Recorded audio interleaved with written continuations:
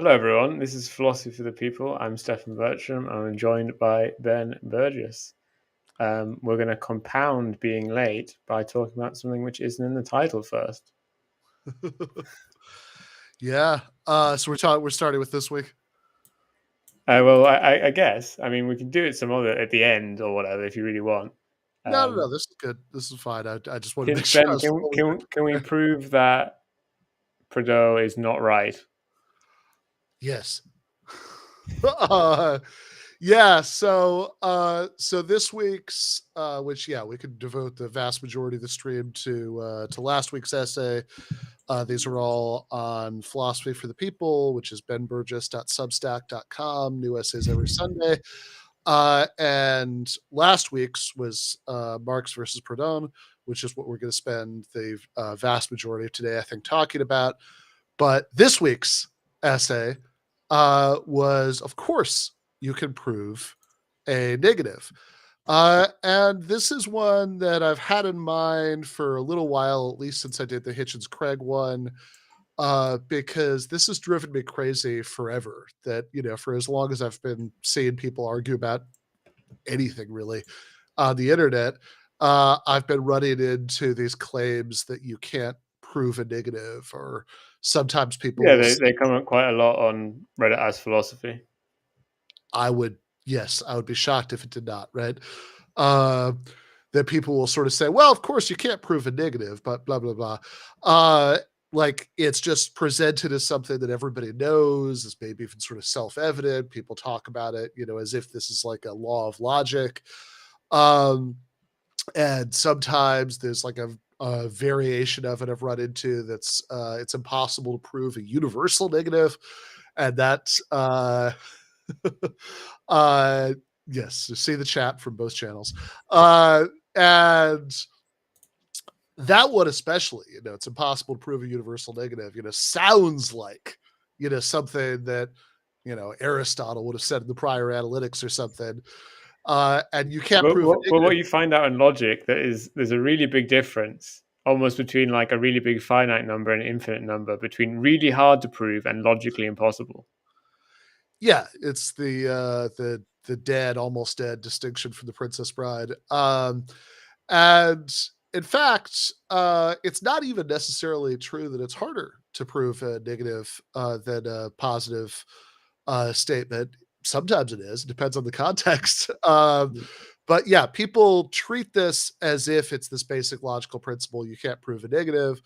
The particular context where I was running into it, I don't know, a month or two ago, whatever that was about the criticism that I'd written of Christopher Hitchens' 2009 debate with William Lane Craig, where one of the things I pointed out is that the nominal topic was, does God exist? And Dr. Craig makes a case for yes.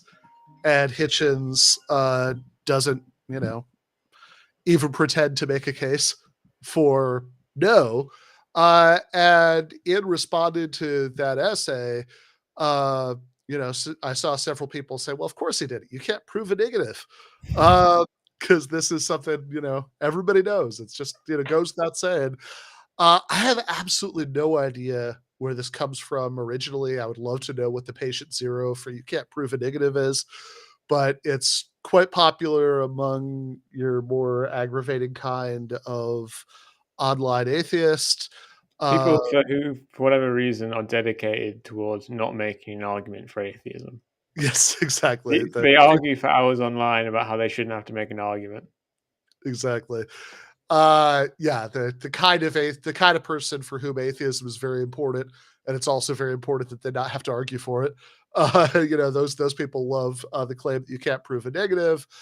But I'll see people in all sorts of contexts bring this up. I'm very unsurprised to hear that it's all over, the Reddit Ask Philosophy.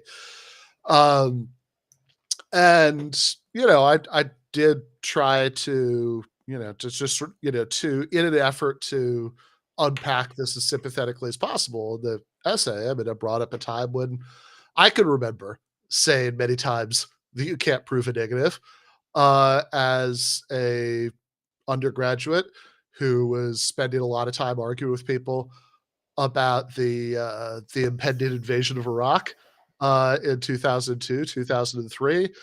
I would constantly encounter people who were sure that Iraq had weapons of mass destruction, or would say things like, well, Saddam Hussein doesn't want a war. He should just show us that he doesn't have weapons of mass destruction. That would drive me crazy. And I would reach for you can't prove a negative to try to explain why. But of course, um, I think what I meant by it, looking back on it, the sort of, or at least the defensible core of what I meant by it was it's not a reasonable claim to make that there's something that Iraq could or should be doing that they're not doing to show that they don't have weapons of mass destruction. And it's particularly insane to say that their failure to do whatever it is that you think they should do is enough to show they do have. Right. I mean, when you're convinced of someone's guilt, no evidence just means they're sneaky. Yeah, exactly. But yeah, I think we are unfair on negative claims. Like, you would take as an equivalent to like someone saying like there is a book in my house, the equivalent of like there's no book in my house. And like the method of proving that would be to show one book, and then the other method would be, I don't know, to exhaustively go through the house and it'd be like, well, there's no books here, there's no books there, there's no books over there. But I think the actual equivalent to those two situations is proving kind of like the full catalog of books in your house Yeah, versus having no books in your house. Like if you live in a very censorious kind of like early, late 18th century, 19th century, I'll get there in the end, like Russian Empire house, and the censor is coming through to check if you have any banned books. That's the equivalent to try and prove there's no yeah. Yeah, I mean, like, the thing that's true is that when you're talking about existence claims, and oftentimes when people say, you can't prove a negative, it's really unclear what they even mean by a negative. Um, but when they say this, they often mean like existence claims. And it is true that that it's very often in many contexts much harder to show that there aren't any of something, that there's at least one of something if you do think that those are the right contrasts. But you could definitely show in like anything, there's no sense of the word prove in which it's generally impossible to prove a negative claim, or in which it's even necessarily easier across all contexts to prove a positive claim than a negative one. So, if prove means show by evidence that something is true, then I mean, surely we show by evidence that things don't exist all the time, and science. I mean, certainly, Turn out your pockets, kids. yeah, yeah, exactly. Right. Yeah. You show it's like, oh no, show look, nothing in my pockets, right? Yeah, you show that's a very easy, straightforward case of showing by evidence that something doesn't exist. A more interesting case of showing something doesn't exist is like you show by evidence that special theory of relativity is true, and you've therefore shown that there are no instances of faster than light space travel. That there's that happens all the time. If negative just means showing that something's false, then even ignoring the fact that, if something's true, it's false, that it's false, and all that sort of, nitpicky stuff.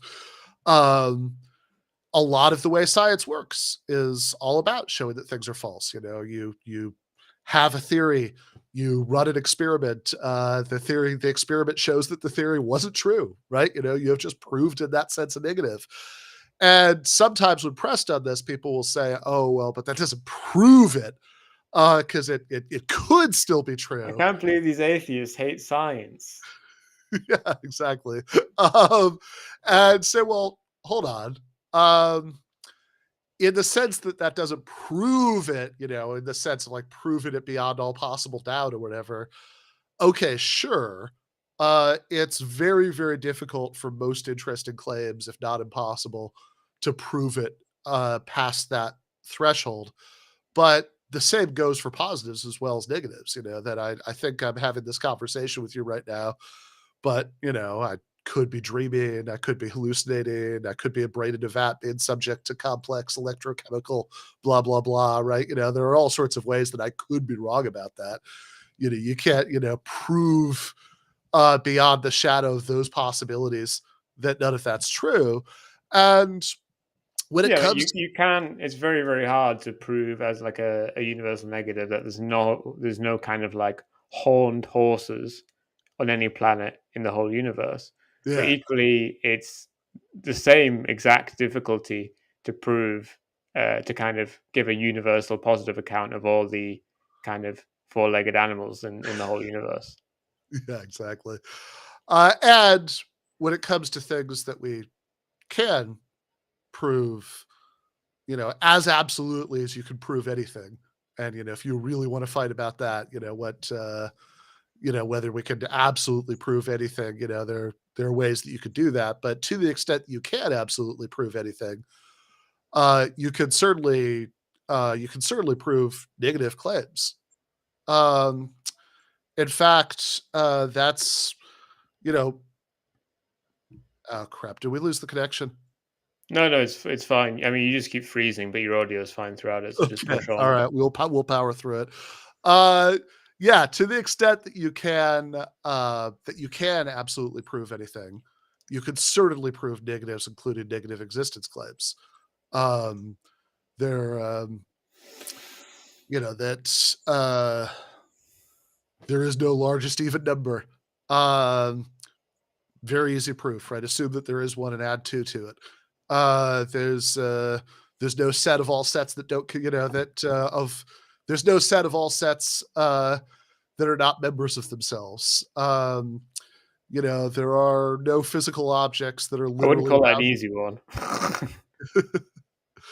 Yeah, I mean, there are like, people who are proving things in that sense of proof, logicians and mathematicians, assuming things, deriving contradictions from it, and concluded that they aren't true is one of the main tools in their arsenal. So yeah, they're just it's just a bizarre claim that never seems to die, but there's no sense whatsoever in which it's true that there's a special problem with proving negatives in every context that there isn't with proving positives. So, Ben, we're past the 10-minute mark, so I can swear, which leads me to say I don't know fucking anything about Proudhon. Yeah, I was expecting to find out things about Proudhon just in a tiny your little bit in this in your essay. Yeah, essay, but that's not really what it yeah, was. You only post kind of Marxian slander against Proudhon, which obviously, as someone who knows quite a lot about Marx, I'm naturally inclined to think is true, but yeah. perhaps is not the best basis going Yeah, forward. So, what? Go on. yeah. So really the title of the essay last week was Marx versus Proudhon, and I suppose a more precise title would have been Marx's critique of Proudhon. Um, and it's true that in that essay I'm really specifically talking about the stuff that Marx wrote about Proudhon and tried to and really specifically what I'm trying to do is I'm trying to show that Proudhon that the I was really specifically the argument of the essay is that there are some general claims that Marx makes that are easy to misinterpret if you don't get that the context is his critique of Proudhon, and that this critique is like really important to understanding what Marx is up to. Now, that's a completely separate question from whether it's just right, whether Proudhon is really saying the things that Marx thinks he's saying, whether how much of what Proudhon is saying is interesting or plausible in itself, and all of that. I will say that for anybody who's curious about those questions, what Proudhon himself has to say, and which feels like spending a couple months talking about that, they have an opportunity very soon. I just So this is what I actually start the essay talking about, is this class I just finished teaching on Capital Volume 1, which was going for like, well over a year. And it finally ended a few weeks ago, which is bittersweet. Was fun to talk about capital every week. But and I was and what I ended up deciding with the students who were in that class is that the next class we're going to do, that's started in May, is going to be a class about Marx and Proudhon. So the first chunk of that class, we're going to be reading Proudhon's book, The Philosophy of Poverty.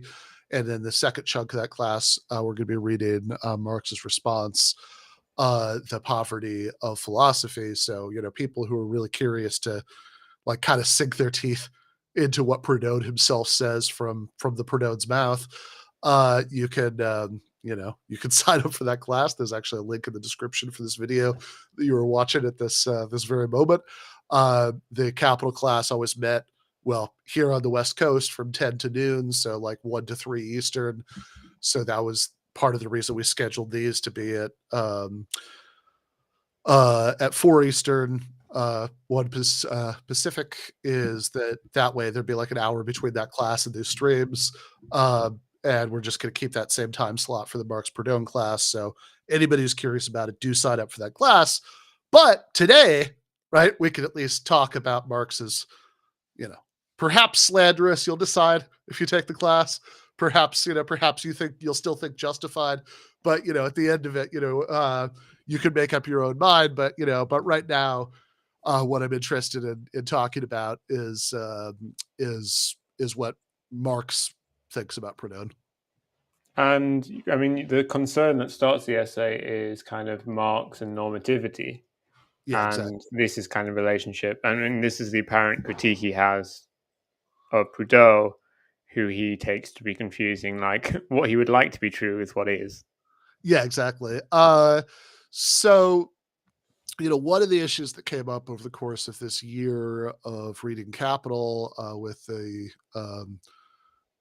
very dedicated and hardy group of students who made it to the end of the book, got through all of those yards of linen and all of that stuff at the outset, and got to the good stuff. Is one of the issues that kept coming up is about normativity, because there's this interesting interpretive issue, with Marx in general, but I think with Capital in particular, about how to understand some of the things that he says about that topic, because there is this, there is at least this kind of surface tension between different things that Marx is saying in Capital. So, one of them is he makes these comments that suggest that he doesn't have a normative critique of capitalism. That's like a straightforward way to read some of the comments that he makes, that actually he's not saying anything about this is like, morally bad or anything like that. It's like, what are you talking about? Let's forget that. I'm only interested in the empirical question. And in fact, people who think that there's something bad about it are kind of confused. There are those comments. And we could talk about a couple of specific examples. And then on the other hand, there are about 1 million places in Capital where he talks, he talks about it, capitalist exploitation as a kind of robbery, is constantly comparing it to slavery and feudalism. He's certainly, if you read, for example, chapter 10 on the working day, which I also was talking about a little bit, something I wrote for Jackman that came out today.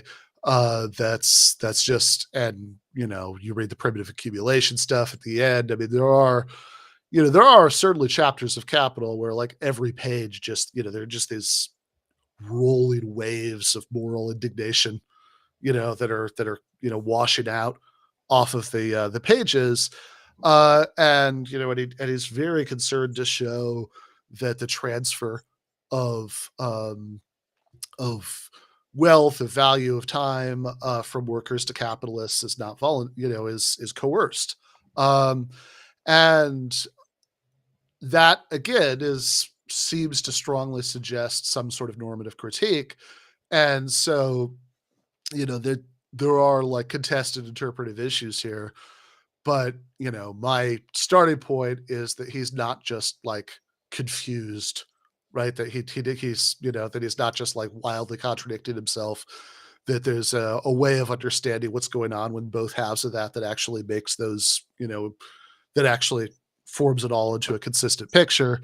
But that's the kind of starting point for thinking about what he's really saying, and in particular, the kind of light that can be shed on that by looking at some of what he says about Proudhon.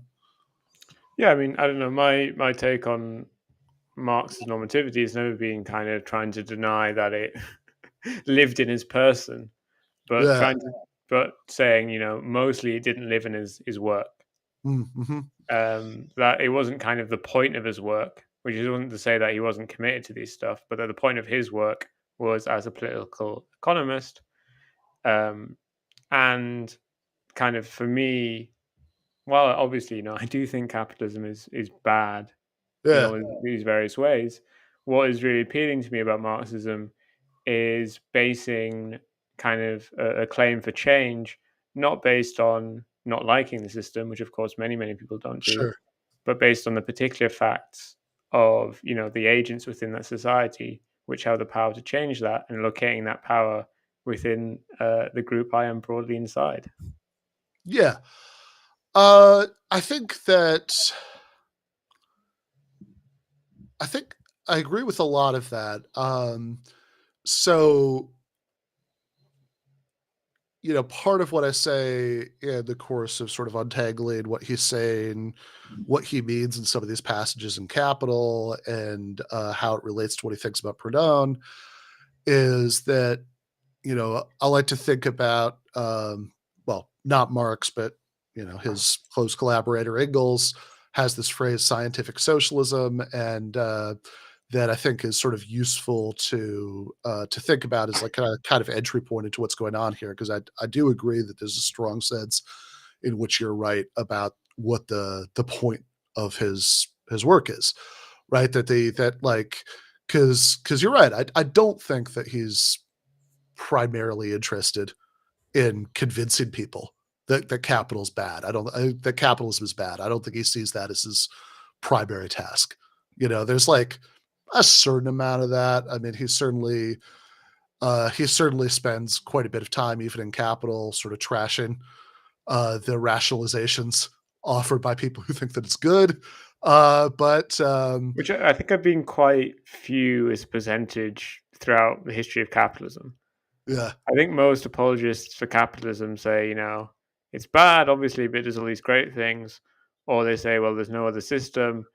And there are like a few freaks who do go along saying, no, actually, all this stuff is good. But I think they've never been a big share of the population at any point. yeah, I think that's probably right. But yeah, I mean, he does to a certain extent. Marx does, seek out the freaks and argue with them. Like that is a thing that he's doing. But it Uh, is but interesting about Marx that I think more than most capitalists, I was recently reading his works on India. He's really immensely optimistic about capitalism in that he sees it as kind of basically universally progressive. He thought that kind of the systems that Britain set up in India would inevitably kind of just by economic necessity they would be forced to industrialize India, which yeah, didn't happen. which what? Didn't happen. Yeah. Uh, yeah. I mean, I think that the India essays, a lot of people kind of miss the point of what he's saying there, and I know this is not what you're saying, but it's worth kind of dwelling on for a second because there's this very depressingly popular critique that Marx is you know Eurocentric and that he's just kind of like cheering for colonialism or whatever. That I think is sort of um, relies on just wildly cherry picking the stuff that he wrote about the topic, and not even really thinking very hard about what the cherry picked passages were actually saying. And I think what he says about British colonialism in India even if, as you say, it's like too optimistic in certain ways about what the path of historical development was going to be. But it's very much of a piece with what he says about capitalism in general. It's famously, and very confusingly to Jordan Peterson, for anybody who remembers the Peterson-Zizek debate a few years ago, Marx spends the first few pages, Marx and Engels, but let's be real, Marx. I think Engels was like keeping him supplied and, cigars and brandy while he wrote it, and they got to put his name on at the end. But, Marx in the first few pages of the Communist Manifesto is in a certain sense, is singing the praises of capitalism. But I think most middle literate people understand that doesn't mean that Marx likes capitalism and would like to keep it.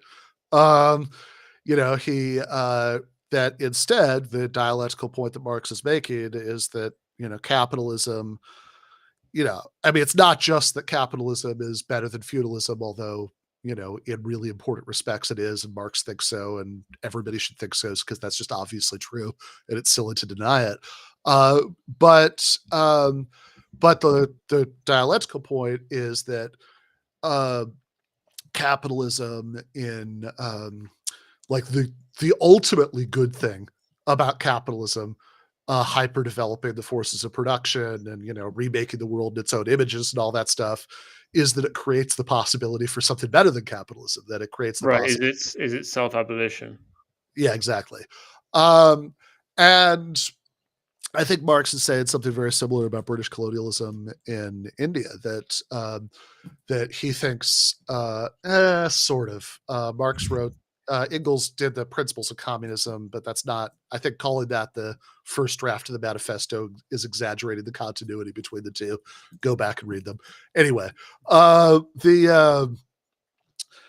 that Marx thinks that British colonialism is like, look, it's going to bring all infrastructure, railroads. He thinks it's going to bring more industrialization than it actually will.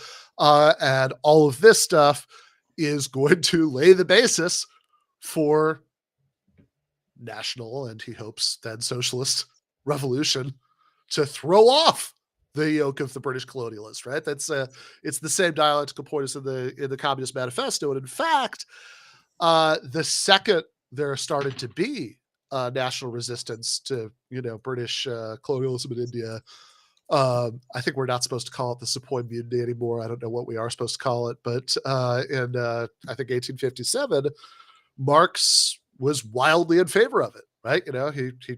He wrote enthusiastically on the side of the mutineers. It's not like he's like, oh, British colonialism in India is great. Let's keep at it, right? Like I hope the Indians don't resist. His point is, here's the good thing about this: it's going to lay the groundwork for revolution to throw it off. And yeah, similarly about capitalism. So just veering back to where you started about capitalism, scientific socialism, I think is a phrase that's easy to misunderstand. And, I think some people understand it in a way that would, mean like, that would kind of make Engels a deeply ridiculous person who's very confused about the distinction between facts and values. Science could tell you that, you should be a socialist or something like that.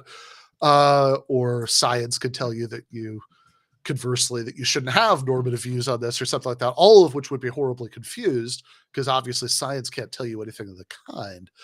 I think that it's scientific socialism is best understood, and this is very much in the spirit of what you were saying, as engineering science. That, in other words, that we're applied this information about the world in order to figure out how to transform the world, in order to figure out, as you say, moral appeals to just whoever, right? Like, let's just appeal to, the conscience of the capitalists themselves, or, the middle class. The literary. Yeah. That's not going to get it done, right? That's not going to be a very good strategy for overcoming capitalism. But instead, we can understand that if we, the empirical analysis of capitalism that is the primary point of his work, and the empirical analysis of historical change in general is going to show us that capitalism creates the possibility of its own overcoming through the development of this army of gravediggers, the working class, who have both both a collective interest in overcoming capitalism and have the collective capacity to do so. So yeah, I agree that the point of his work isn't normative, except in this very indirect sense that it's like he wouldn't care about any of this stuff if he didn't care about overcoming capitalism. It's not just that, like, he had a bunch of possible topics that he could write about in a dartboard, and the dartboard landed on, understand how capitalism works. It's that there is this very passionately felt normative commitment to socialism that this reflects. So, but the question is, so I think we agree that it's not the point of his work, but it is frequently expressed in that work, right? I mean, you can't really read it and not understand that it's there, and that makes some of these passages very confusing. So, two of them that I highlight in the essay are, one, there's this famous line where he says, between right and right force decides, which I think some people read as something like, moral relativism plus might makes right. And then kind of even more directly, for what I'm interested in this essay, he says that exploitation is by no means an injustice to the sellers of labor power. And those would suggest, I mean, there's a way of reading those. There's a very straightforward way of reading those that would suggest that he that if this moral commitment lives in this person, right, that's like inconsistent with what he's saying. That he's saying, actually, no, there is no moral problem about any of this. But I think that you need to introduce a little bit more context than that in order to understand what he's saying, and that's where the Proudhon of it all comes in. So what does he take Proudhon to be saying? Yeah. So what he's taken Proudhon to be saying is, and I should say, credit where credit's due, I don't agree with everything in this book, but I think that what he says about this topic is very insightful. I must say, replying to the philosophy of poverty with the poverty philosophy is an all-time heat maker. Yeah, absolutely. It is a really good it's a really good title.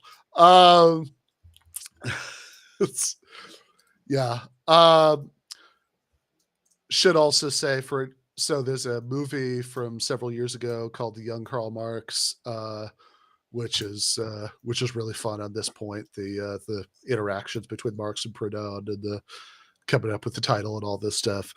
Going to be doing a Discord movie night on that next weekend, actually.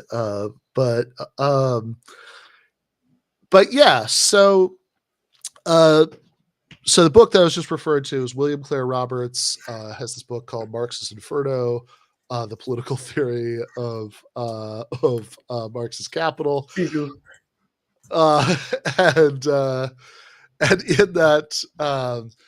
in that book, he says something that's, I think, is very insightful about specifically this by no means an injustice claim. And to get there, it's maybe worth backing up a little bit and thinking about the structure of Marx's argument in Capital. I assume that since Capital's mentioned in the essay, everybody prepared for this live stream by reading all 33 chapters of it to make sure they weren't missing anything. But just in case anybody didn't, the first few chapters of Capital are spent mostly on not really on the sort of specific structure or property relations of capital, but on these much more general concepts of thinking about Justice.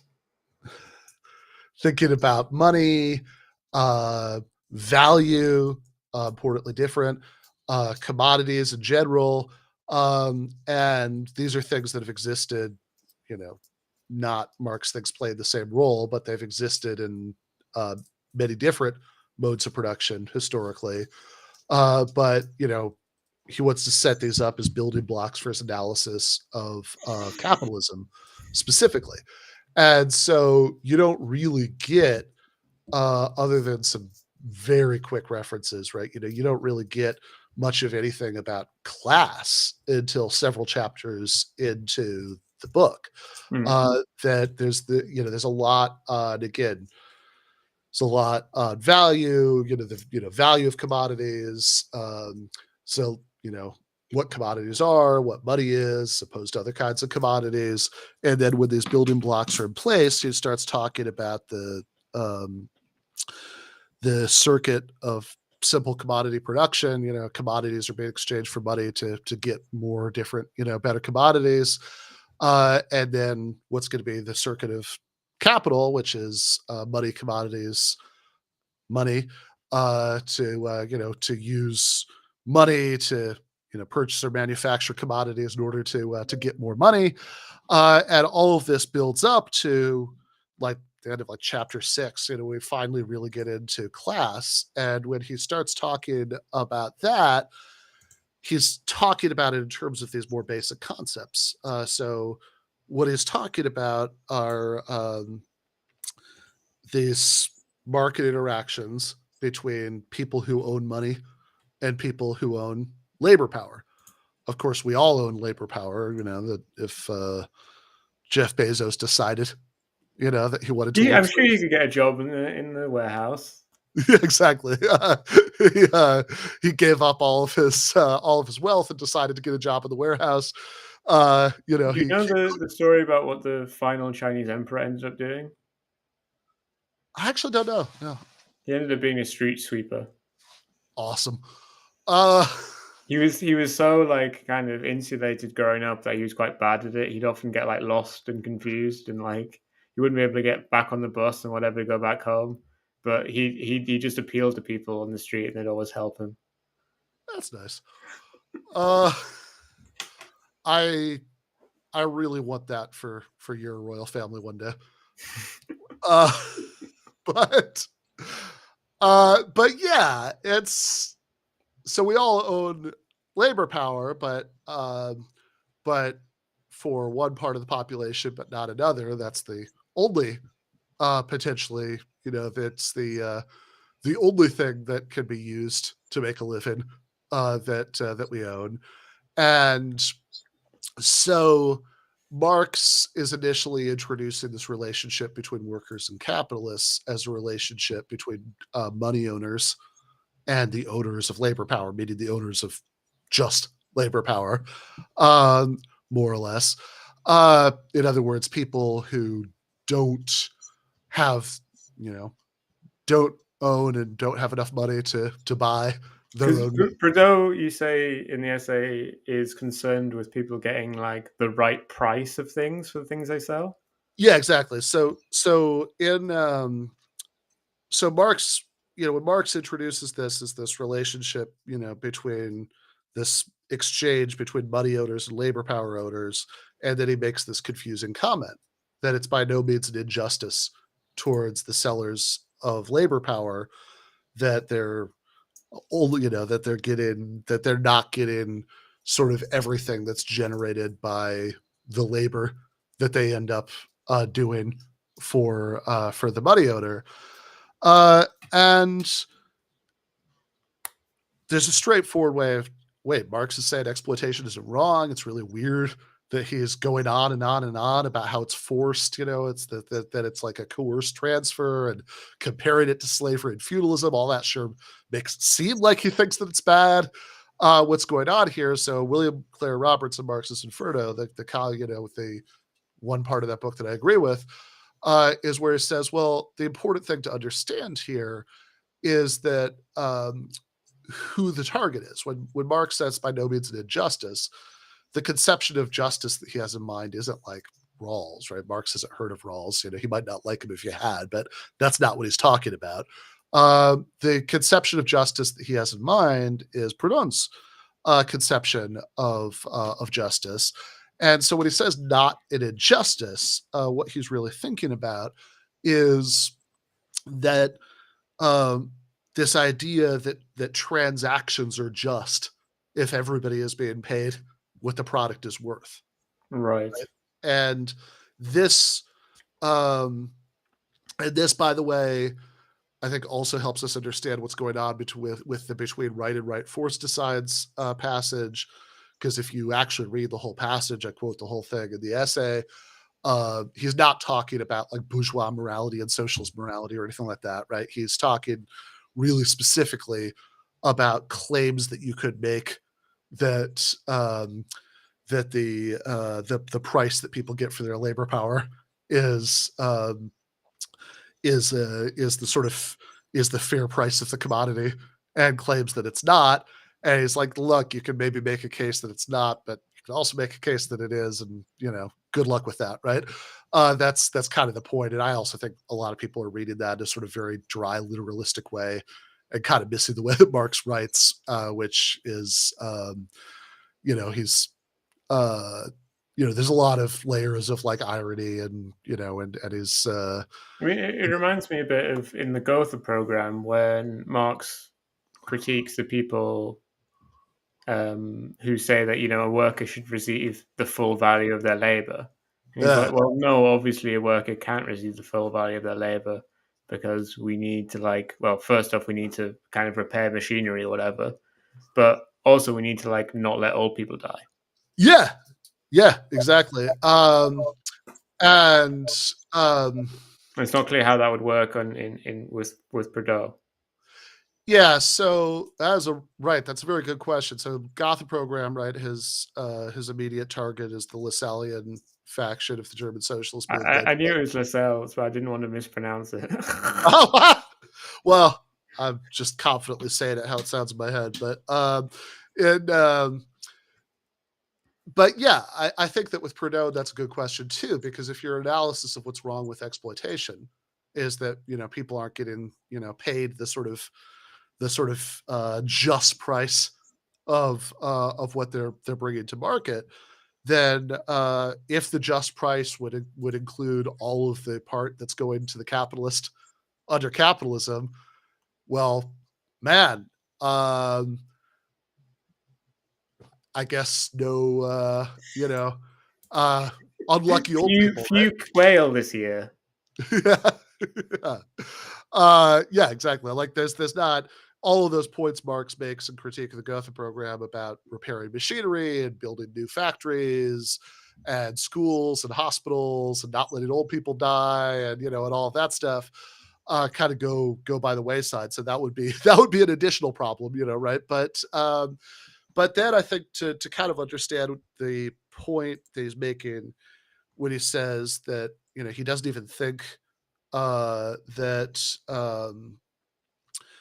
he doesn't even think that they I really want to respond to the chat, but we'll get to it. He doesn't even think that that this is an injustice in Proudhon's sense, is an important point. That he thinks that it's not actually the case that like for a lot of capital, he makes these limited assumptions that he'll sort of make comments. It's like, look, I know this isn't always true, right? But let's just assume this and keep going. And one of the assumptions that he's making for a lot of the book is that people are being compensated at the full value of the labor power that they're selling. And the question, which he makes this argument for that being possible basically under capitalism, and profits would still exist and all that stuff. That because the value of anything for Marx is the hours of average socially necessary labor time that it takes to produce it. And so the value of the labor time you're selling is however many hours of that time it takes to produce the compensation that essentially that allows you to subsist at a historically determined standard of living, that you can continue to reproduce yourself, and says, yeah, you can pay somebody the full value in that sense and still make a profit, because if you're working 8 hours a day now, although when Marx is writing the struggle for a 10-hour day, was they used to shoot people for asking for 8 hours a day. yeah, exactly. There's in the working day chapter of Capital, he talks about a town that held a meeting to petition to reduce the working hours to 18 hours a day.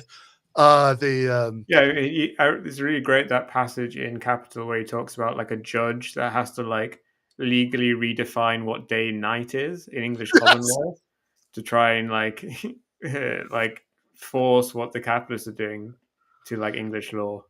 Yeah. He's writing in a very, very bleak time, but like even if we translate his argument to a context in which people are only working 8 hours, it's not that you need all 8 hours of that to produce enough to keep people living at a certain historically determined standard of subsistence. You only need part of that for that, and this is going to be really important for the analysis in the rest of the book, because there's quite a lot in there about the sort of various attempts that capitalists make in different ways to expand the other part of the working day, the part that's not devoted to reproducing your own subsistence, the part the part that goes into the profits of the capitalists.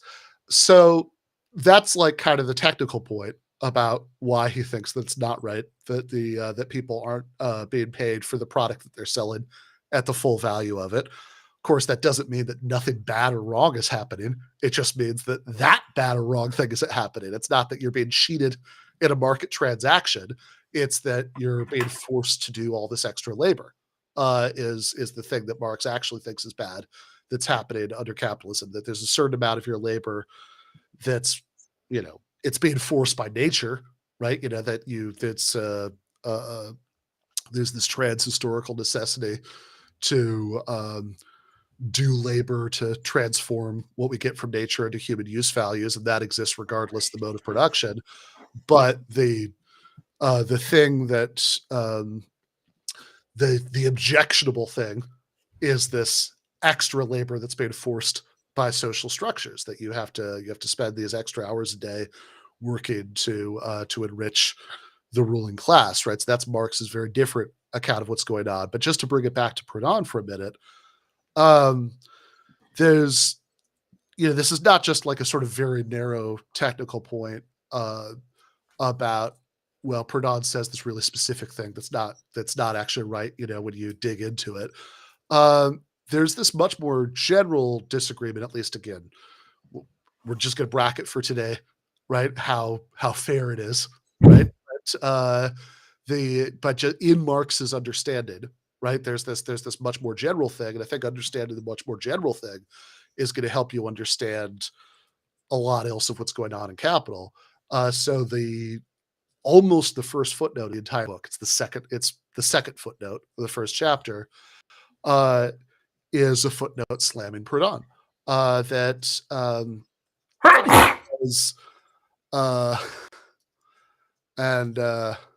It's been long enough since I studied French that I don't know how much of this I'm going to try to do in the French phrases that he quotes, because I'm afraid I'm going to butcher those. he says that when Proudhon says that that sort of capitalism is bad because it violates justice éternelle, or however you say that, that he compares this to like Catholic theologians talking about usury, and sort of says this gives you equally little insight into what's going on here. And I mean, that was a real heater. Again, what's that? it was a real heater. Yeah, for sure. Yeah, no, He also starts that segment talking about, he compares him to a chemist who so he says, what would we think about a chemist? Actually looking at stuff, starts with kind of universal principles. Yeah, exactly. So what's so the way I would read the sort of larger point that's going on in this footnote, and one of the things I just and yes, it is, by the way, for anybody who's never read Capital, is thinking about starting, or maybe who started, like if you started with a reading group once and you got to chapter halfway through chapter 3 and you were like, I'm sorry, I'm out, as many people do. The footnotes are really going to help you get through it, because even in the driest parts of the opening chapters, the footnotes are fun. There's he's a lot more there's a lot more mean humor in the footnotes, even in those very, very early chapters. But yeah, what's going on, I think, in this particular mean footnote 2, chapter 1, footnote 2, and one of the things I just think justifies putting it right at the beginning of the book, because it really does shed a lot of insight into how Marx understands his project in Capital, by contrasting it to what he took Proudhon to be up to, is that he thinks that sort of starting out with, well, here's how markets should work. Here are some sort of general principles about how idealized markets would work. And damn it, actually capitalist markets aren't like that, is going to is really going to miss what Marx thinks is the more important point. And he ultimately thinks it's going to misdiagnose the problem with capitalism, in a way that I think goes back to thinking about why the chapter structure of Capital is the way that it is, right? Why is he, started out with all this I mean, you remark in another essay that if it was published today, they'd insist on switching it around. Yes. I am quite sure that if Marx was pitching Capital to Verso or Sublation, which is a horrible thought. Yeah. Would Doug publish Capital? Is a interesting question. Depends how many Twitter followers Marx had.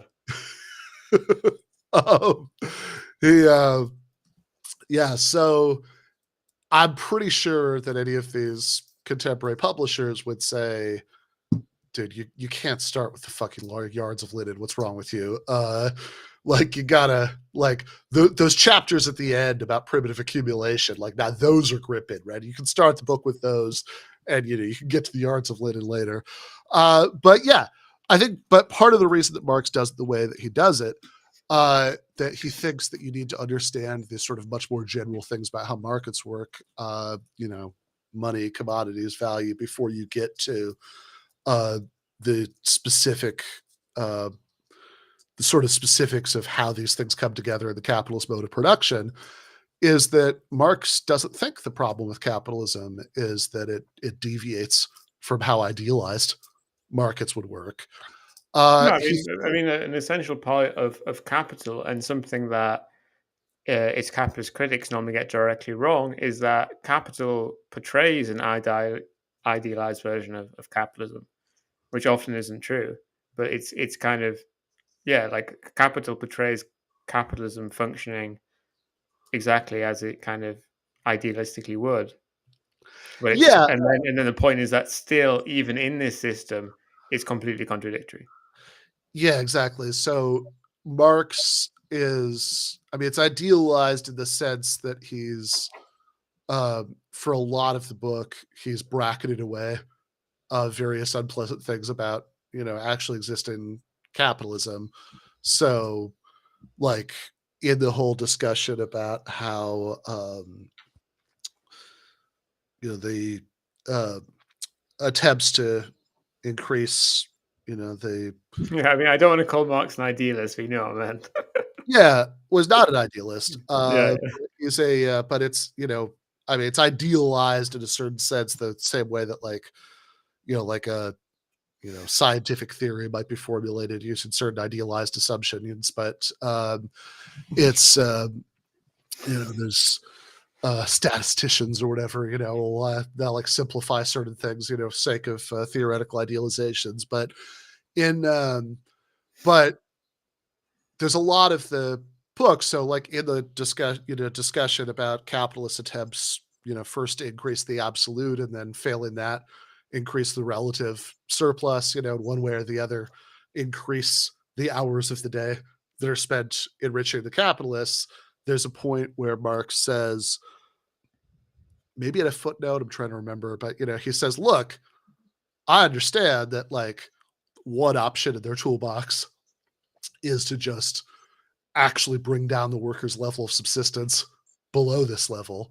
I mean, that's clearly a thing that they do sometimes, but I'm just saying, for the sake of understanding this, let's pretend that that's not on the table. And yeah. Like like, I was thinking, like if kind of these insane extensions of the working hour in the 19th century were not kind of like a fetish of capital, yeah, yeah, like it was like a meme in England, basically, for capitalists to extend the labor hours to points where you're sure that surely it's no longer effective, but that it was just kind of some kind of had just some degree of influence on the actual production. These kind of like a cultural meme about extending working hours, but that of course isn't that's irrelevant to Marx's main point about how capitalism broadly operates, yeah, regardless of any madness of English capitalists at any point. right. I mean, there's yeah, he's certainly not interested in diagnosing them with madness. He's interested in seeing the, um, structural incentives for them to do this. And, or like another example, I think of what you're talking about is that, and part of why those chapters in primitive accumulation wait until the very end is there are several points that in the book where he's like chapter 22, I think he has this nice thing about, imagining this like very simple relation between like one lord and one peasant. And the peasant has to work a certain number of days, certain number of hours for the lord, and gets to work a certain number of hours for himself. And then one day the lord says, good news, you're free. You no longer have these feudal obligations to me. Bad news, I do own all this stuff now. So if you Right, I want mean to, that's a great point because it shows how the point that, and obviously it isn't entirely true. Like he sure, makes the point that under feudalism, there was this clear separation of the work that you did for yourself and the work you did for your lord. But this normally wasn't true because you would also normally teeth. But that doesn't not mean it's a great point because it was evident often for peasants when they were working for themselves to a broad degree and when they were directly and obviously working for uh, their lord because they would be in a different field. yeah, But he exactly. makes a problem that capitalism mystifies this relation because the hours you work at work for your own reproduction and the ones that you work producing surplus labor value are all mixed in. They're not actually separate hours. That's just like an idealized idea, and actually they're all mixed in together, and that provides the like Yeah, kind of a major mystique of capital. totally. Yeah, and so there's a point in that same chapter where he's making this, he has that fun little thought experiment about the individual lord, the individual peasant, and then the lord's good, great news, you're free, bad news, I own all this. So if you don't want to starve to death, you're going to have to continue to sign this voluntary contract by which um, I'm going to, you're going to have to work exactly as many hours, for me as you do, exactly as many hours total. The distribution is going to be exactly the same as it was, whatever, but it's a different thing now. In that same chapter that he says that, he also has this thing where I think it's the same chapter. He talks about, he's talking about uh, the variable capital fund, by which he means the part of the capitalist profits out of which the workers' wages are paid. And he says that let's assume, for the sake of argument, that that the original money in the variable capital fund is just stuff that the capitalist had. Maybe the capitalist, was himself a worker and he just socked it away over the years, right? So he could It's do something this. his great great great great grandfather acquired during the slave period. Yeah, exactly. And yeah, those last few chapters are going to tell us basically how it really happened. But a lot of the point of capitalism is like, look, let's just assume that you have, here's some very general assumptions, but like here's some very general analysis of how markets work. Here's a starting situation, and we're not going to worry right now about how we got here. Pretend we got here in the most morally innocent possible way, um, where some people have, means of production or money they can use to buy means of production, and other people only have labor power. And given those assumptions, and we're going to assume all these other generous things that the the cow workers' wages are never going to go below their means of subsistence, and the all this other stuff that's like often not entirely true, sometimes not really at all true, depending on the assumption. Said even given all those assumptions, here's how capitalism is still going to work. Um, so man, all the more so for the grimy thing that really exists. The thing I'm going to tell you about in those last few chapters that comes into this world. What does he say? Oozing blood and dirt, from every pore. But Covered with the shit and bloodstains of primitive accumulation, as Nick Land says. yeah, exactly. And how much more does it apply to that? But taking it back to Proudhon, uh, it's not that if you're sort of starting with, man, here's how, here's, I mean, I'm going to take what's already, I think, the people in the chat who like Proudhon the most are going to, like already think Marx is caricatured, and I'm going to make it more of a caricature. But, if you start out with like, oh, here's my like fanfic about how I think markets should work, and then like, oh, so the problem with capitalism is that it's deviated from this, and we have to figure out how to use these various mechanisms, the People's Bank that Proudhon wanted or whatever, to bring it back into alignment. Then you're really missing the point, because Marx thinks that there's a very deep sense in which the markets themselves are the problem.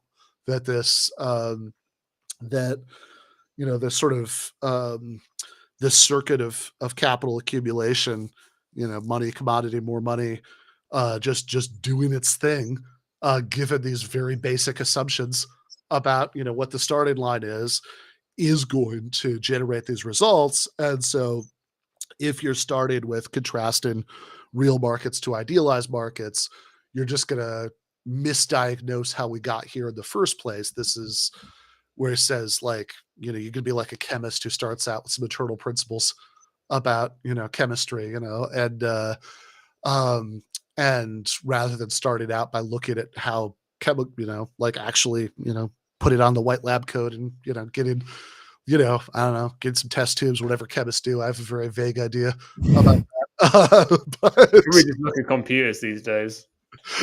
that's okay. Well, in Far Side, they're always wearing white lab coats and holding up test tubes. But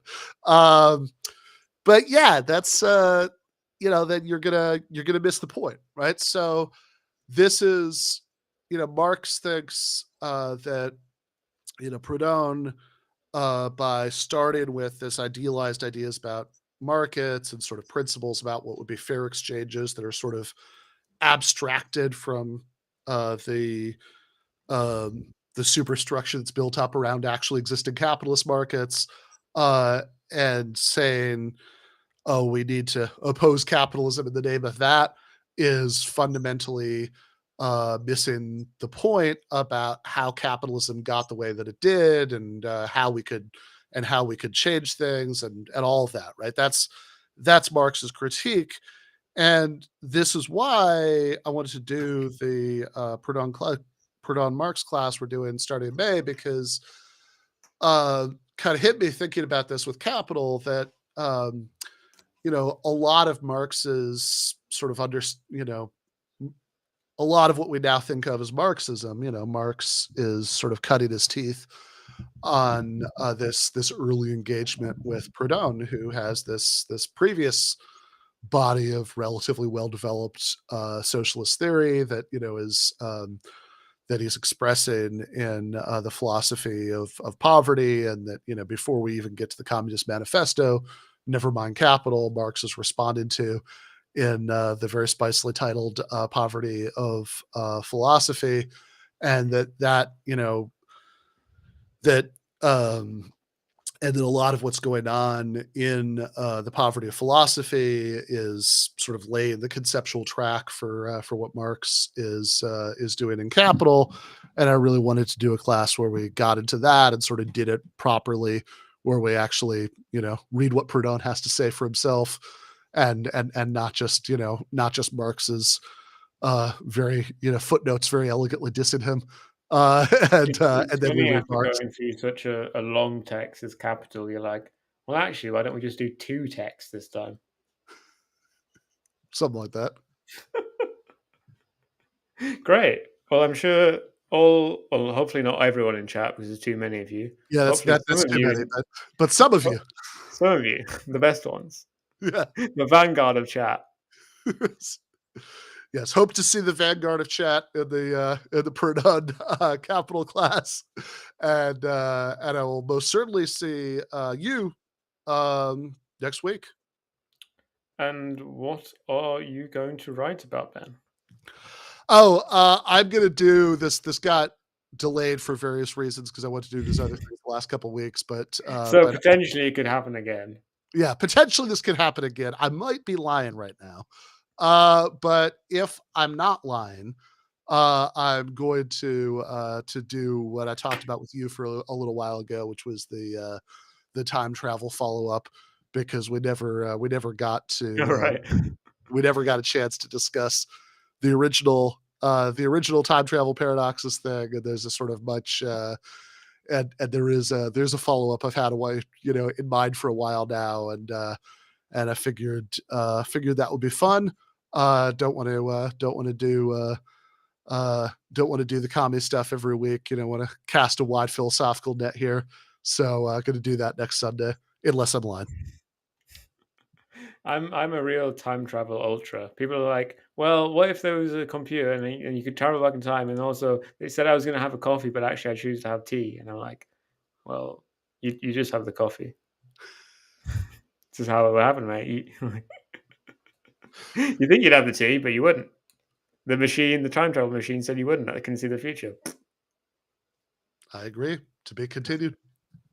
Bye, everyone. Oh, wait. Not bye, everyone. I'm going to play the outro. Nearly got me.